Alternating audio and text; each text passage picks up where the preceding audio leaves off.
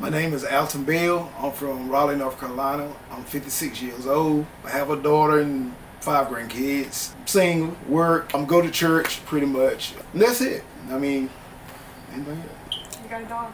Yeah, and I got a dog. I was 24 years old. With the charge that I had to go through Central Prison, which I'd never been there before. So more or less, you're like, I don't know. I feel like you just block everything else out and just try to focus on getting through there or whatever. I stayed there probably like 6 months and ended up going to Nash Correctional. I stayed there 3.5 years. It was fine because there was dorms and it was clean, and they did stuff for the guys like on the holidays and stuff like that. They had softball tournaments and weightlifting competition, talent shows and stuff like that. That really what loosened me up a little bit. It was like it ain't all bad at every place you go. I left there and I went to Johnson County. I stayed there. It was hot, no AC or nothing, terrible.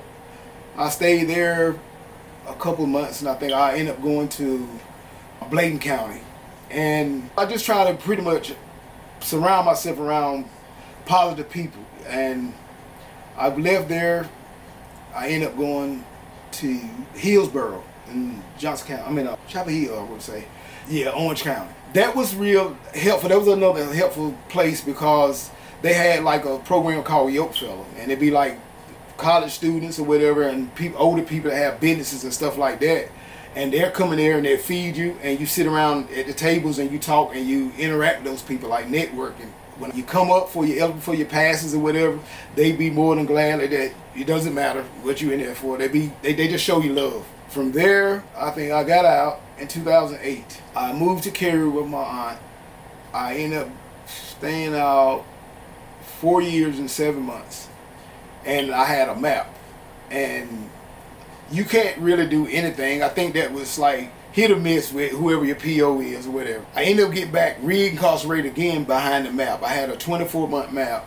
I had 7 months left to complete the map. And I was messing up. I'm not going to do that. But I said I didn't do nothing cruel enough where you locked me up 7 days. You let me out. I go a couple months, and like I say, I was going through. I didn't have nobody to talk to for a psychiatrist or whatever. Like I said, I had a lot of stuff going on. My aunt had cancer, and that took effect on me because it was 2 weeks I left and I come back, she's in the hospital. So that was like a toll on me as well. And if I started sort of easing back to some of the old stuff that I was doing, like drinking, and I just lost it pretty much. And I feel like the way that they had that set up, it could be set up better. Like I say, it can be helpful. And if a lot of people that's been down for a long time, they're going to jump at the opportunity to take it and get out instead of just really reading the fine print on everything upon that. But what I mean to say is, went back in prison off of that sentence, and I ended up doing 12 more years off of that sentence. I probably had 2 infractions that was small. It wasn't like they was C charges or D charges thing. And then it's like they tell us we come up every 3 years. I mean, it's like I'm 56 now. I'll be 59 when I come up again if you turn me down to 56. I feel like that was too great of a distance to try to judge somebody. Everybody make mistakes. Don't get me wrong. That's what we got put in there for. But I mean, I just felt like that was a waste. I'm just gonna be honest with you. I've seen a lot of guys get them, and a lot of guys come back incarcerated behind the map situation. My charges was leaving home on house arrest, being in an unauthorized area, and misdemeanor assault with inflicting bodily injury. And I was defending myself. The other guy had a knife. He stabbed me like 5 times. So I defended myself. I'd never been stabbed before. So I panicked and I left and I went to a neighbor's house, and his mom, actually, I told her what happened, and she looked at my stab wound. She's like, you need to go to a trauma center. I go to Wake Med Hospital, and I went to my girlfriend's house. That was the unauthorized area, but I was at the corner, and I got the older lady to get her to call the ambulance.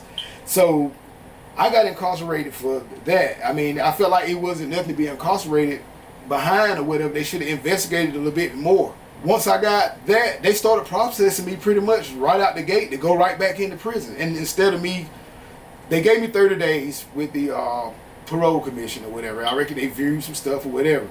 And I went back and I felt like I didn't deserve to be locked back up 16 years for that. I felt like they should at least had it where I'd rent out the time that I had left. I had 7 months, could have put me on house arrest for 7 months. Or a couple months, and then took me off of it to see how I reacted then. I said it wasn't a chance where I felt like that they could sit back and look and observe you enough to do anything but wrong. Because all they was waiting for you to do with that one thing wrong. And I don't know. Some people can, don't get me wrong, some people can make that adjustment. But like I say, it's just like if you have a pet, a puppy or whatever, and you say this is a house dog, and you got that dog, he done been in the house grown to 1 year old, and all of a sudden you make arrangement to let the dog outside.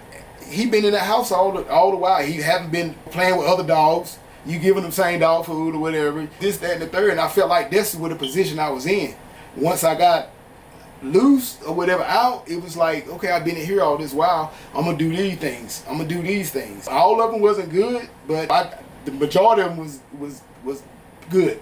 But I felt like it just, I don't know, I just felt like the support for that should have been a little bit better.